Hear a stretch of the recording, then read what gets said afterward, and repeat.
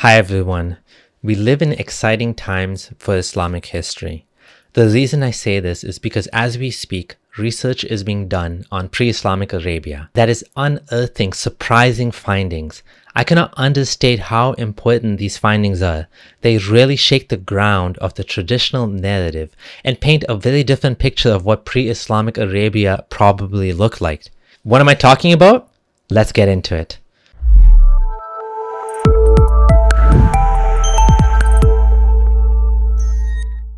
What I'm talking about is that so far, all of the evidence points to the fact that paganism was not the main worldview at the time of Muhammad. This is pretty shocking because we have been taught that Muhammad came in a time of widespread idolatry. But rather, more and more, the evidence paints a different picture. It paints a picture that Arabia was already monotheistic by the time Muhammad arrived on the scene. All the documented evidence we have of paganism goes way back before Islam. We can see this by looking at text from ancient rock carvings, where Allah and other deities are mentioned. All of these shirky carvings, those that invoked other gods, are pre-4th century. I want to mention something important here. This is important, so pay attention.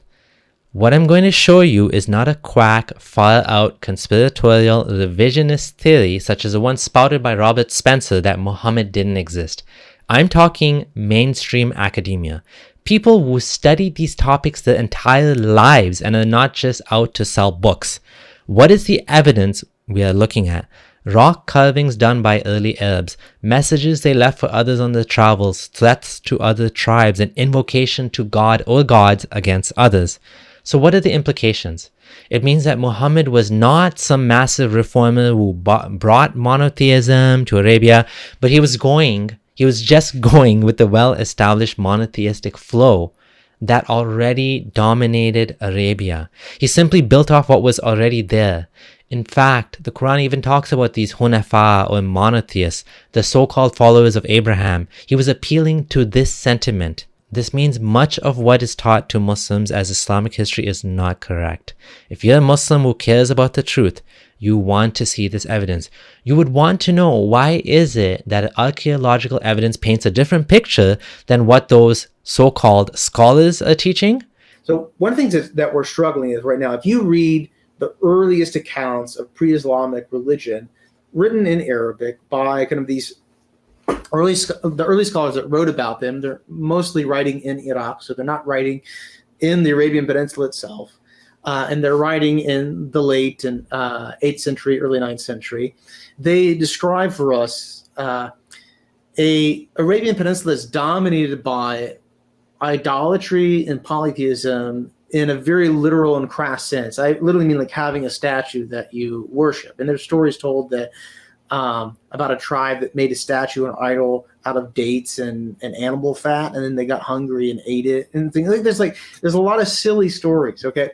And the thing is, a lot of early scholarship, because they didn't really have so much access to what was going on in the Arabian Peninsula, took these stories maybe a little bit too seriously. And if we look at the Arabian Peninsula and what does survive, and we're able to see from the archaeological evidence, we don't find idols. Like, we don't find things like this.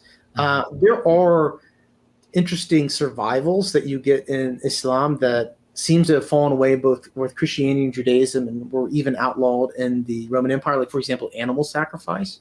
Animal sacrifice is just, it's not allowed, right? But it survives in Islam. Animal sacrifice does. But we don't really have a lot of examples of Arabian polytheism. There's a lot of archaeology that's being done in Saudi Arabia right now, and we're not finding a lot of idolatry and polytheism, things like that. There is archaeological work being done. There's epigraphic surveys being done. So far, I mean, we're not finding a lot of evidence for that vision of Arabia, of a polytheistic Arabia that we find in so the stories that are told about the Arabian Peninsula by the later Arabic historiographical tradition. And that's one of our biggest mysteries right now is why is there such a disjuncture between the stories about the Arabian Peninsula that we get in the early Arabic histories and with what we're actually finding on the ground. So here we see the main problem. All of the rock carvings that invoke other deities are all pre-4th century. By the 4th to 5th, we see monotheism, and by the 6th, the almost all monotheistic, the tides have shifted. So we are seeing a strong Christian influence here, and Muhammad doesn't arrive until the late 6th and early 7th century. And so the conclusion presented here is based on the evolution of the rock carvings, and also some of them were done by well-known figures in Islamic history such as Handala bin Abd Amr. Evidence is pointing to an Arabia that was already long monotheistic by the time Muhammad arrived. If the evidence continues piling in the same way, do you think Muslims will reconsider the traditional Islamic narrative? Is this signs that the landscape is changing now?